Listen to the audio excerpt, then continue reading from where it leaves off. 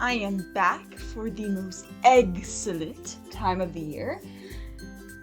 Sorry to be cracking up puns. I know it's so selfish of me to keep delaying the video, but I just love puns. Okay, now I'm just scrambling to find more puns. Let's hop to it. We are doing 5 designs today, starting with a bunny. Paint your base color and paint on the ears. If the lines aren't straight, that's okay. We live in more progressive times. Add the head and dots for the eyes and nose. I accidentally made the eyes big, but it's okay. We don't judge others based on their appearance. We judge them on other things, like if they put mustard on their corn dogs. The next nail is a chick. After our base, we paint on the head, eyes, and the beak. We'll make the eyes big so our bunny doesn't get self-conscious. Aw, look at this cute little bunny couple. Oh no, he brought his side chick home. This is gonna be a nasty divorce. Our next design is an egg. Despite what the media tells you, Easter eggs aren't perfect. Kids mainly do them, and they have the dexterity of a toddler.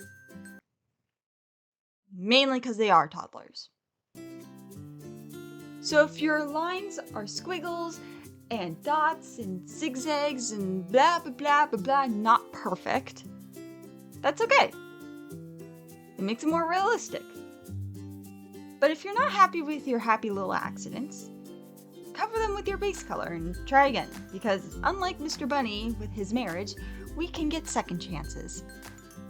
Be doing the same thing on the other 2 nails, just with varying designs and colors to make them unique and different, because we're painting eggs, not sheep.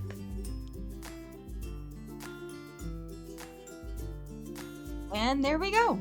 We are finally done, and you can wear these for just one day or until it's no longer relevant and you decide to change it.